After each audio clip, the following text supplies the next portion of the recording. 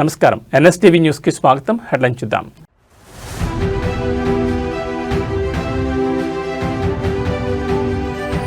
శ్రీకాళహస్తిలో గిరి ప్రదక్షిణను ప్రారంభించిన పవన్ కళ్యాణ్. జగన్ హయాంలో పలు ఆలయాల్లో అపచారాలు జరిగాయన్న ఆరోపణలు.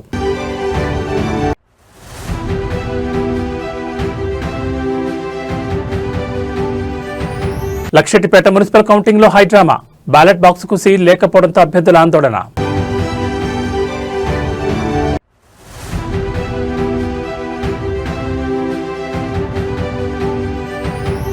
ఓ కాంగ్రెస్ ప్రభుత్వమా, మా రిటైర్మెంట్ బెనిఫిట్స్ ఎక్కడ? బ్యాలెట్ బాక్స్ లో లెటర్ ప్రత్యక్షం.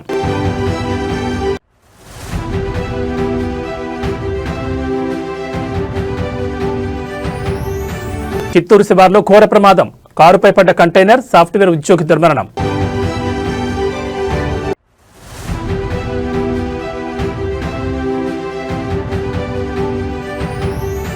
కొనుగోలుదారులకు భారీ ఊరట. భారీగా పతనమైన బంగారం, వెండి ధరలు. ఇక వివరాలు చూస్తే, వారసత్వం, కళా సంపద, ధర్మ పరిరక్షణ ఆలయాల చుట్టూనే ఉందని ఆంధ్రప్రదేశ్ ఉప ముఖ్యమంత్రి పవన్ కళ్యాణ్ వ్యాఖ్యానించారు. నాగరికతకు ఆలయాలు చిహ్నాలని పేర్కొన్నారు. శ్రీకాళహస్తిలో గిరి ప్రదర్శనను శుక్రవారం వర్చువల్ గా ప్రారంభించారు డిప్యూటీ సీఎం. ఈ సందర్భంగా పవన్ మాట్లాడుతూ, శ్రీకాళహస్తి ఆలయ దర్శనానికి త్వరలోనే తప్పకుండా వస్తానన్నారు. జగన్ హయాంలో పలు ఆలయాల్లో అపచారాలు చాలా జరిగాయని ఈ సందర్భంగా ప్రస్తావించారు. ఆయన వైసీపీ హయాంలో పాలక మండళ్లు వారి విధులను సరిగ్గా నిర్వహించుంటే తిరుమలతో పాటు ఆలయాల చుట్టూ ఎన్ని అపచారాలు జరిగేవి కాదని పవన్ తెలిపారు. రాజకీయాలకు తావు లేకుండా దేవుడికి కృతజ్ఞతాపూర్వకంగా పాలక మండళ్లు పనిచేయాలని సూచించారు. 22 కిలోమీటర్ల గిరి ప్రదక్షిణకు 10 కోట్ల రూపాయలు వెచ్చించామని తెలిపారు. ప్రతి ఒక్క భక్తునికి ఈ గిరి ప్రదక్షిణతో ద్వారా కైలాసగిరి ప్రదక్షిణ చేసిన ఫలితం దక్కాలన్నారు. 22 ప్రధాన ఆలయాలతో పాటు అనేక ఆలయాలకు వెళ్లే రోడ్లను అభివృద్ధి చేస్తున్నామని పవన్ పేర్కొన్నారు.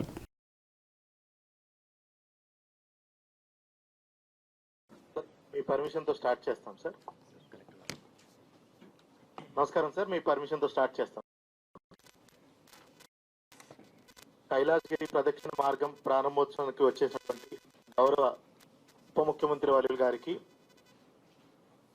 గౌరవ దేవాదాయ శాఖ మంత్రి వర్యులు గారికి, గౌరవ శ్రీకాళహస్తి శాసనసభ్యులు శ్రీ బొజ్జల సుధీర్ గారికి, గౌరవ తిరుపతి శాసనసభ్యులు శ్రీ ఆర్ఎన్ శ్రీనివాసులు గారికి, ఎండోమెంట్ సెక్రటరీ హరిజవహర్లాల్ గారికి, కమిషనర్ ఎండోమెంట్స్ గారికి అందరికీ నమస్కారం. సార్, ఇక్కడ స్టేజ్ మీద నాతో పాటు శ్రీ సాయి ప్రసాద్ గారు, చైర్మన్ శ్రీకాళహస్తి బోర్డు ఉన్నారు సార్. అదేవిధంగా డాక్టర్ హరిప్రసాద్ గారు, హస్తకళల బోర్డు చైర్మన్ గారు ఉన్నారు సార్. శ్రీ కోలా ఆనంద్ గారు, శ్రీకాళహస్తి నియోజకవర్గ ఇన్ఛార్జ్ సార్, బీజేపీ నుంచి. అదేవిధంగా చెంచునాయుడు గారు, అగ్రికల్చర్ మార్కెట్ కమిటీ చైర్మన్ ఉన్నారు సార్. అదేవిధంగా కన్జర్వేటర్ సెల్వం గారు ఉన్నారు సార్.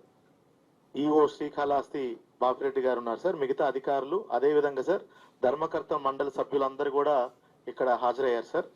సార్, ఈరోజు ఈ కార్యక్రమానికి మీ చేతుల మీదుగా ప్రారంభించడం చాలా సంతోషదగ్గ విషయం సార్.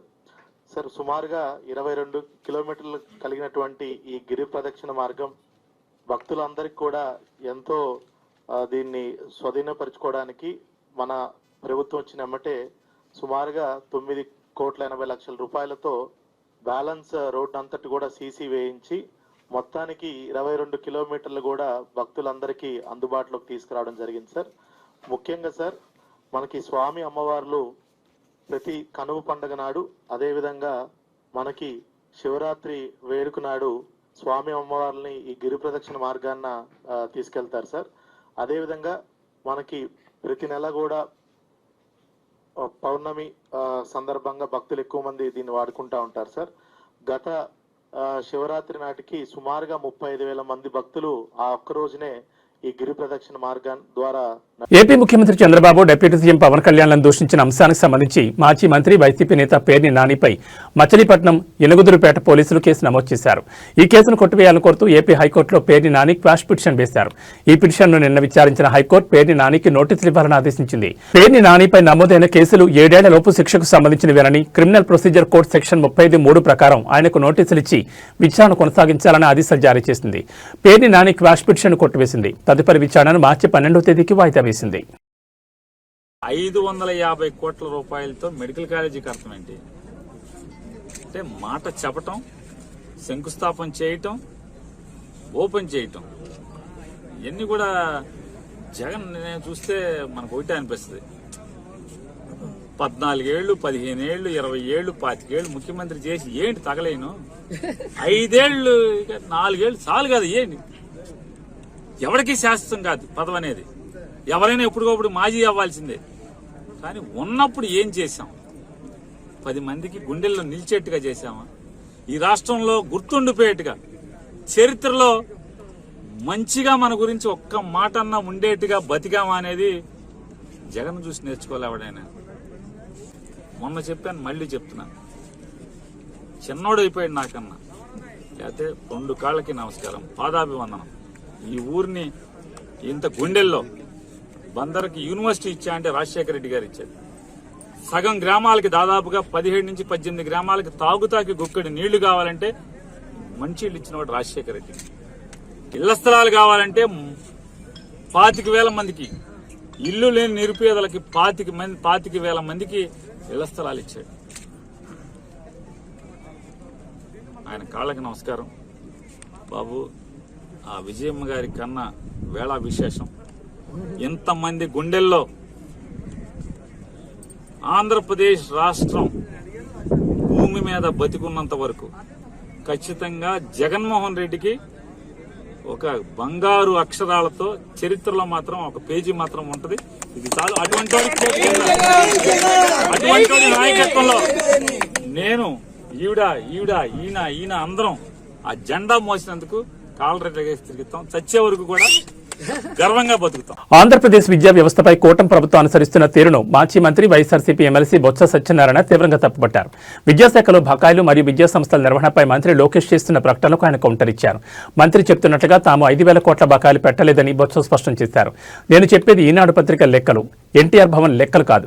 వాస్తవానికి మేము బాకీ పెట్టింది కేవలం 2 విడతల బకాయిలు మాత్రమేనని తేల్చి చెప్పారు. కూటమి ప్రభుత్వం అధికారంలోకి వచ్చిన తర్వాత విద్యా వ్యవస్థ క్రమంగా భ్రష్టుపడుతోందని ఆయన ఆరోపించారు. ప్రభుత్వ పాఠశాలను బలోపేతం చేయడం మానేసి ప్రైవేట్ విద్యా సంస్థలతో పోటీ పడాలని మంత్రి చెప్పడం హాస్యాస్పదంగా ఉందన్నారు.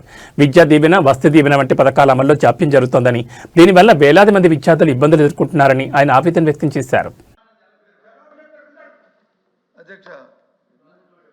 మంత్రి గారు, విద్యాశాఖ మంత్రి గారు మళ్ళీ వెల్ఫేర్ మినిస్టర్ గారు ఏం చెప్పారో దాన్నే ఆయన రీట్రేట్ చేస్తారు. ఇది వాస్తవం కాదు, సత్యదూరం మాటలు ఇవి. ఇది కాదని చెప్పేసి రికార్డు, అది కాదు అని చెప్పని మేము గత ప్రభుత్వంలో మంత్రికి చేస్తూ, ఈ సాగి మీ ఈనాడు లెక్కలు కాదు, ఇది మీ ఈనాడు లెక్కలు కాదు, మీ ఎన్టీఆర్ భవన్ లెక్కలు కాదు, ఎన్టీఆర్ భవన్ లెక్కలు కాదు. అధ్యక్ష వాస్తవం చెప్తున్నాం. ఈ రాష్ట్రంలో విద్యా వ్యవస్థను బస్టు పట్టించి వ్యవస్థ వాళ్ళు ప్రాపకం కోసం, వాళ్ళు పొగడ కోసం ఇందాక వచ్చి నాడు నేడు ఎందుకని మాట్లాడారు సార్ అధ్యక్ష? నాడు నేడులో ఫినిషింగ్ అవుతున్న స్కూల్ని చేయాలనే బాధ్యత అధ్యక్ష. ఆ చేయవలసిన బాధ్యత అధ్యక్ష. అది చేయకట్ట విద్యార్థికి వచ్చి ఫీజు రింబర్స్మెంట్ ఈ రాష్ట్రంలో వచ్చి ఉంటుంది.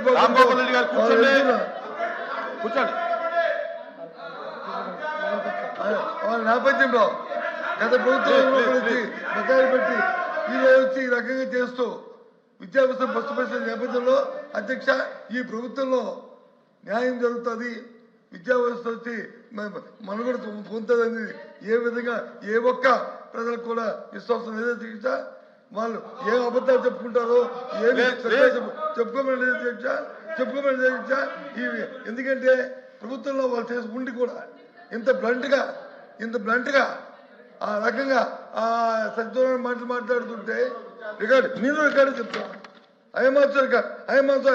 మై ల్యాక్స్ 4,200 కోట్లు కాదు, 2 వాయిదాలు తప్ప కాదు. తెలియండి అధికారి పేరు నేను వస్తాను, మీటింగ్ నేను వస్తాను, సమావేశం నేను వస్తాను, మీ మంత్రి గారిని సమావేశం పెట్టండి, మేము వస్తాం. సమావేశంలో మంత్రిగా మా అధికారులు మా ముందు చెప్పండి. జనసేన నేత రైల్వే కోడూరు ఎమ్మెల్యే అరవ శ్రీధర్కు సంబంధించిన వివాదంపై బాధితురాలు హర్షవీణ మరోసారి వీడియోను విడుదల చేశారు. హర్షవీణ ఒక సెల్ఫీ వీడియో ద్వారా తన వాదనలు వివరించారు. జనసేన కమిటీ ముందు హాజరు కావాలన్న ఎలాంటి సమాచారం తనకు ఇవ్వలేదని, కమిటీ సభ్యుడు శివశంకర్ను ఫోన్లో సంప్రదించారని, అలాగే తన వాదనలను ఆధారాలను పెన్ డ్రైవ్లో పంపిన విషయాన్ని ఈ వీడియోలో పేర్కొన్నారు. ఈ సందర్భంగా ఫిబ్రవరి 3న జనసేన నేత శివశంకర్ వాట్సాప్ మెసేజ్ను బయటపెట్టారు హర్షవీణ. కమిటీ సభ్యుల్లో ఎవరూ ఆమెను సంప్రదించలేదని వెల్లడించారు. కమిటీ పిలిస్తే హాజరు కావడానికి సిద్ధంగా ఉన్నందున కమిటీ ముందు హాజరు కావాలని ఎవరు చెప్పారో స్పష్టంగా వెల్లడించాలని ఆమె డిమాండ్ చేశారు. అలాగే పవన్ కళ్యాణ్కు తన వాదనను అందించాలని ప్రయత్నిస్తున్నట్టు తెలిపారు. చివరిగా తప్పు చేసిన వారిని తగిన శిక్ష తీసుకోవాలని హర్షబెన్ డిమాండ్ చేశారు. అందరికీ నమస్కారం. ఈరోజు న్యూస్లో నా గురించి నేనేదో మాయమైపోయాను, భయపడి దాక్కుంటున్నాను, ఉద్యోగరీత్యా సమస్యలు ఫేస్ చేస్తున్నాను, టీవీ ముందుకు రాలేక ఇంకా వీడియోస్ వదలలేక నేను దాక్కున్నాను అన్న ఒక న్యూస్ వినిపిస్తుంది. నేను దాక్కోలేదు. నేను నా లీగల్ ప్రొసీజర్ని ఫాలో అవుతున్నాను. బేసిక్గా నేను దాక్కోను కూడా. నిన్న కూడా ఒక వీడియో రిలీజ్ అయింది. అది కొన్ని ఛానళ్ళ వాళ్ళు చూసారో లేదో, ఎందుకు ఇలా మాట్లాడుతున్నారో, ఎవరు మాట్లాడిస్తున్నారో నాకు తెలీదు. కాకపోతే నేనైతే దాక్కోలేదు, దాక్కోను కూడా. న్యాయం జరిగేంత వరకు దాకోను. ఇంకొక విషయం, నన్ను కమిటీకి ఎవ్వరూ పిలవలేదు. నన్ను కమిటీకి ఎవ్వరే కానీ హాజరు అవ్వమని ముందస్తు ఇన్ఫర్మేషన్ ఇవ్వలేదు. నాకు ఎటువంటి ఇన్ఫర్మేషన్ లేదు. నేను శివశంకర్ గారికి కాంటాక్ట్ అయ్యి, ఆయన నంబర్ సంపాదించి శివశంకర్ గారికి కాంటాక్ట్ అయ్యి నాకు నేనుగా, సార్ మీరు శ్రీధర్ వర్షన్ మాత్రమే విన్నారు, నేను నా వర్షన్ కూడా తెలియజేసుకోవాలనుకుంటున్నాను, సో నేను పెన్ డ్రైవ్ పంపిస్తున్నాను అటాచ్డ్ విత్ లెటర్ అని చెప్పేసి నేను లెటర్ పంపించడం జరిగింది. అంతే తప్ప I bet and I ask committee people, నన్ను ముందు ఇన్ఫర్మేషన్ ఇచ్చారా? ఇస్తే ఎవరితో ఇప్పించారు? శ్రీధర్కి ఇచ్చిన లెటర్ లాగా నాకేమైనా లెటర్ ఇచ్చారా? లేకపోతే మీ కమిటీ వాళ్ళతో కానీ, లేకపోతే మీ పార్టీ వాళ్ళతో కానీ ఎవరితో అయినా సరే నన్ను కాంటాక్ట్ చేయమని చెప్పారా అనేది నాకు మీరు చెప్పండి. న్యూస్లో వస్తున్నట్టు మేము వీణాని పిలిచాము కానీ వీణా హాజరు అవ్వలేదు అనేది తప్పుడు స్టేట్మెంట్, అవాస్తవాలు ఇవి. నేను దీన్ని అంగీకరించను. ఎందుకంటే నాకు ఎటువంటి ఇన్ఫర్మేషన్ లేకుండా మీరు నన్ను పిలిచారు అన్నదాన్ని నేను ఒప్పుకోను. And I'm dam willing to meet all of you. నేను మిమ్మల్ని కలిసి నా వర్షన్ చెప్పుకొని వాట్ ఈజ్ వాట్ అనేది చెప్పుకోవడానికి నేను రెడీగా ఉన్నాను. నేను కలుస్తాను అనేసి అంటున్నా కూడా మీరు నన్ను పిలిచారు రాలేదు అనేసి అలాంటి అవాస్తవాలు చెప్పకండి ప్లీజ్. అండ్ నేను దాక్కోవట్లేదు. నేను స్టిల్ ప్రయత్నిస్తున్నాను పవన్ కళ్యాణ్ గారిని కలవడానికి, స్టిల్ ప్రయత్నిస్తున్నాను.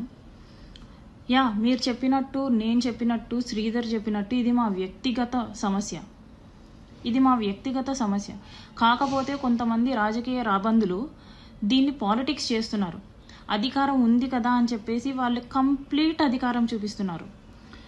డబ్బులు వేస్ట్ చేసుకుంటున్నారు, డబ్బులు ఖర్చు పెట్టి నెగిటివిటీని స్ప్రెడ్ చేస్తున్నారు, ఏంటంటే చేస్తున్నారు. అవన్నీ కాదండి కావాల్సింది, నిజాలు కావాలి.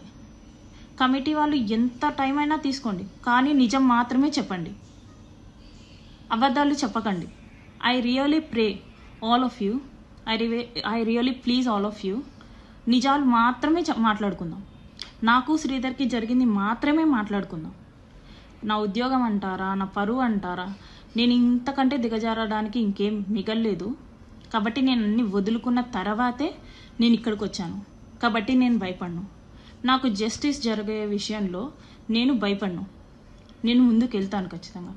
అండ్ సార్ పవన్ కళ్యాణ్ గారు, నేను మీకు మళ్ళీ అర్థిస్తున్నాను, మిమ్మల్ని నేను కలవాలి సార్.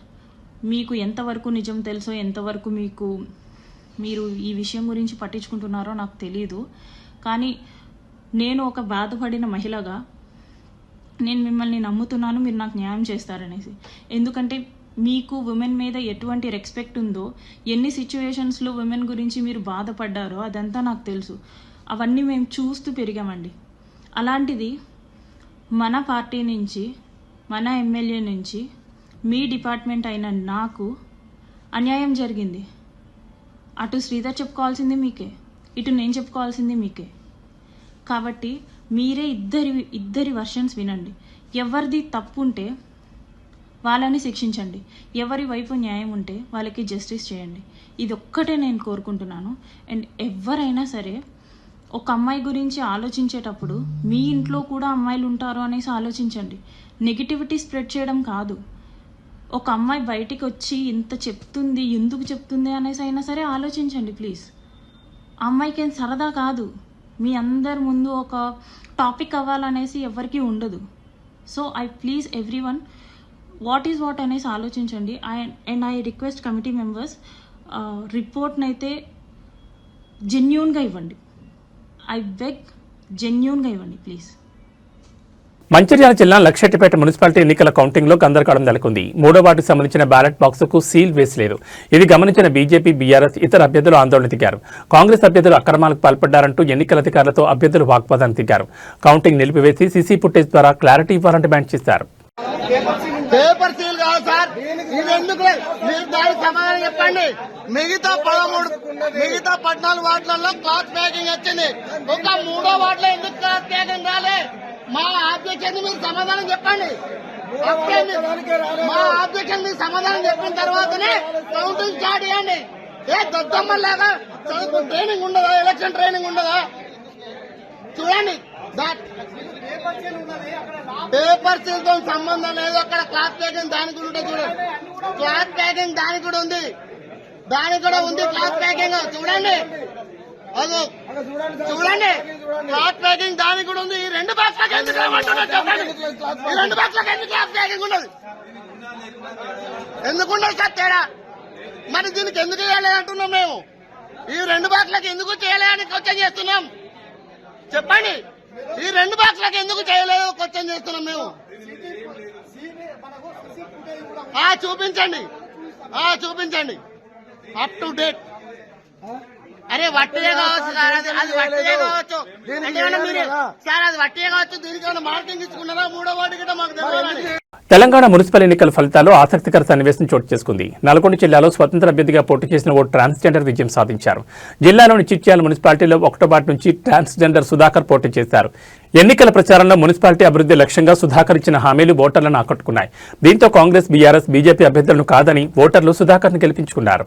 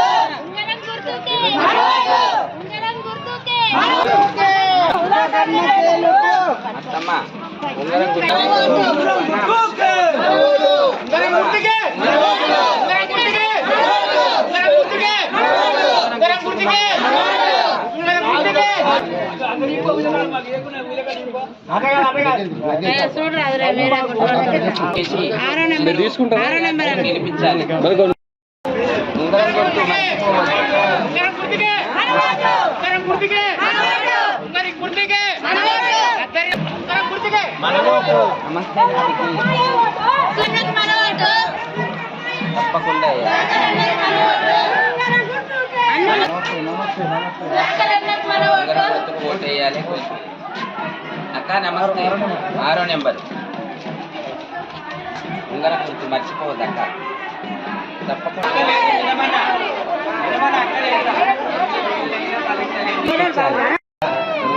మర్చిపోవద్దు.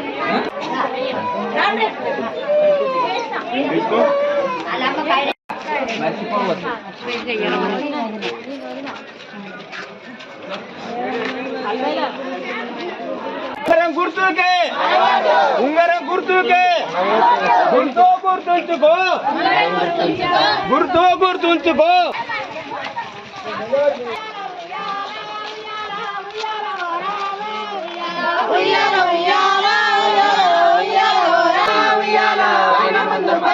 ఓటేయాలి. ములుగు మున్సిపాలిటీ ఎన్నికల ఫలితాల్లో కాంగ్రెస్ పార్టీ శుభారంభం చేసింది. కౌంటింగ్ ప్రారంభమైన కొద్దిసేపటికే కాంగ్రెస్ తన మొదటి విజయాన్ని నమోదు చేసి ఖాతా తెరిచింది. ములుగు మున్సిపాలిటీ 1వ వార్డు నుంచి కాంగ్రెస్ అభ్యర్థిగా పోటీ చేసిన ఆలోతు పద్మ తన సమీప ప్రత్యర్థిపై 278 ఓట్ల భారీ మెజార్టీతో ఘన విజయం సాధించారు. ఫలితం వెలువడగానే కాంగ్రెస్ శ్రేణులు సంబరాల్లో మునిగిపోయాయి. మున్సిపాలిటీలో మొదటి వార్డులోనే విజయం దక్కడంతో పార్టీ కార్యకర్తల బాణసంచా కాల్చి స్వీట్లు పంపిణీ చేస్తూ వేడుకలు చేసుకున్నారు. ఇక్కడ ఉన్నటువంటి పెద్దలకు, కలెక్టర్ గారికి, జాయింట్ కలెక్టర్ గారికి, అలాగే ఎలక్షన్ ఆఫీసర్లందరికీ, ఇక్కడ ఉన్నటువంటి అందరికి ఆఫీసర్లందరికీ పేరు పేరున నమస్కారాలు. ఈ రోజు జరిగినటువంటి సాధారణ ఎన్నికల్లో భాగంగా మున్సిపల్ ములుగు డివిజన్ లో వార్డు 1లో వచ్చినటువంటి రిజల్ట్ ను అనౌన్స్ చేస్తున్నాము. ఒకసారి అందరూ వినండి. అంగోతు శిరీష టిఆర్ఎస్ భారత రాష్ట్ర సమితి 11 ఓట్లు 11 ఓట్లు వచ్చాయి అంగోతు శిరీషకు. తర్వాత మాలోతు చరిత బీజేపీ అభ్యర్థి 152 వచ్చాయి. ఈరోజు వచ్చినటువంటి ఫలితాలలో అత్యధికంగా ఆలు పద్మ 430 ఈమె విజేతగా ప్రకటిస్తున్నాము. ఇందులో మాకు వార్డు 1 లో మొత్తం 599 ఓట్లు పోలైనాయి. ఇందులో 102 అండి, రిజెక్టెడ్ అయినవి 4 అండి. మిగతాయి తెలంగాణ రాష్ట్రంలో జరిగిన మున్సిపల్ ఎన్నికల్లో తెలుగుదేశం పార్టీ తన ఉనికిని చాటుకుంది. ఖమ్మం జిల్లాలోని మధిర మున్సిపాలిటీలో 10వ వార్డును టీడీపీ గెలుచుకుంది. ఇక్కడ నుంచి ఆ పార్టీ అభ్యర్థి బోడేపూడి రేవతి విజయం సాధించారు. 10వ వార్డులో 530 ఓట్లు పోలుకాగా రేవతికి 334 ఓట్లు వచ్చాయి. మధిర ఉప ముఖ్యమంత్రి బల్లు భట్టి విక్రమార్క సొంత నియోజకవర్గం మధిర మున్సిపాలిటీలో 22 వార్డులు ఉండగా కాంగ్రెస్ పార్టీ అభ్యర్థులు 9 చోట్ల విజయం సాధించారు.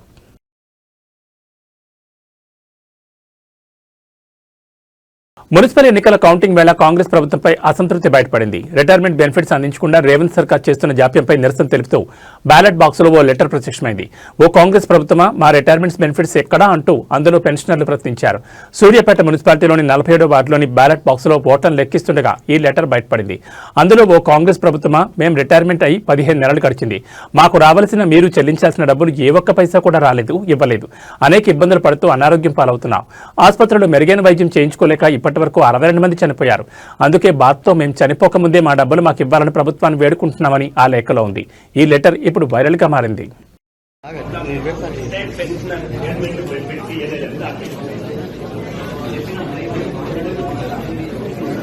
తెలంగాణ మున్సిపల్ ఎన్నికల్లో 200కు పైగా స్థానాల్లో పోటీలో నిలిచిన జనసేన పార్టీ ఎట్టకేలకు బోణికొట్టింది. సూర్యాపేట జిల్లా నేరేడుచర్ల మున్సిపాలిటీలో జనసేన పార్టీ అభ్యర్థి హోరాహోరీగా జరిగిన 14వ వార్డు ఎన్నికల్లో సమీప ప్రత్యర్థిపై విజయం సాధించారు. దీంతో జనసేన పార్టీ శ్రేణుల్లో ఉత్సాహం నింపారు. తెలంగాణ గడ్డపై మున్సిపల్ ఎన్నికల బరిలో నిలిచిన జనసేనకు ఇది కీలక విజయంగా రాజకీయ విశ్లేషకులు భావిస్తున్నారు. మున్సిపల్ ఎన్నికల ప్రచారంలో జనసేన పార్టీ అధినేత పవన్ కళ్యాణ్ నేరుగా పాల్గొనకపోయినప్పటికీ స్థానిక నాయకత్వం, కార్యకర్తలు క్షేత్రస్థాయిలో చేసిన కృషి ఈ విజయానికి దోహదపడింది. ముఖ్యంగా యువత, మార్పు కోరుకునే ఓటర్లు జనసేన వైపు మొగ్గు చూపడం ఈ ఫలితంతో స్పష్టమైంది. ఈ విజయం నేరేడుచర్ల పరిధిలోని జనసేన కార్యకర్తల్లో కొత్త ఉత్తేజాన్ని నింపింది. తెలంగాణలో బలపడాలని చూస్తున్న జనసేనకు ఈ వార్డు విజయం ఒక మంచి ఆరంభమని చెప్పొచ్చు.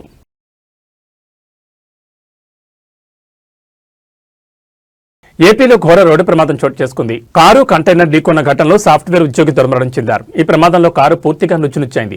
జిల్లాలోని చిత్తూరు నగర శివార్లోని ఇరువారం కూడల్లో ఈ ప్రమాదం జరిగింది.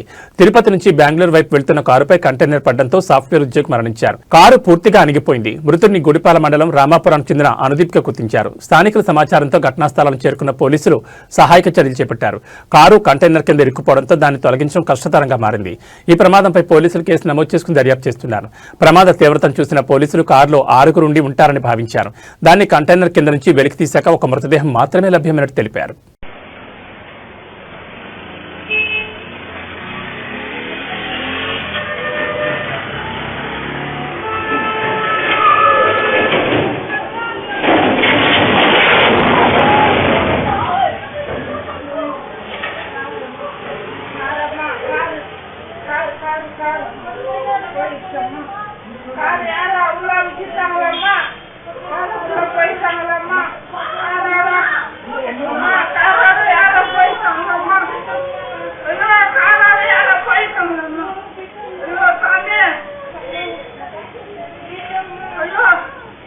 నాలుగు రోజుల తర్వాత వెండి ధర భారీగా పతనమైంది. ఫిబ్రవరి 9న కిలో వెండిపై 15,000 పెరిగి 3 లక్షలకు పెరిగిన రేటు నిన్నటి వరకు స్థిరంగా కొనసాగింది. నేడు ఏకంగా 20,000 పతనమై కిలో వెండి ధర 2,80,000కు తగ్గింది. బంగారం ధరలు సైతం భారీగా తగ్గాయి. 24 క్యారెట్ల బంగారం 10 గ్రాముల ధర 2,620 రూపాయలు తగ్గి 1,55,780కి దిగొచ్చింది. 22 క్యారెట్ల బంగారం 10 గ్రాముల ధర 2,400 తగ్గి 1,42,800కు చేరింది. 18 క్యారెట్ల బంగారం 10 గ్రాముల ధర 1,960 తగ్గి 1,16,840 వద్ద కొనసాగుతోంది. తగ్గిన ధరలకు జీఎస్టీ, తరుగు అదనంగా ఉంటాయి. నిన్న ఈ రోజు కలిపి బంగారం ధర 10 గ్రాములపై 3,500 నుంచి 3,820 వరకు తగ్గింది. 4 రోజుల్లో పెళ్లిళ్లు మొదలు కానున్న సమయంలో బంగారం, వెండి రేట్లు ఈ స్థాయిలో తగ్గడంతో కొనుగోలుదారులు హర్షం వ్యక్తం చేస్తున్నారు. హైదరాబాద్ సహా తెలుగు రాష్ట్రాల్లోని ప్రధాన నగరాల్లో బంగారం, వెండి ధరలో స్వల్ప హెచ్చుతగ్గులుండొచ్చు.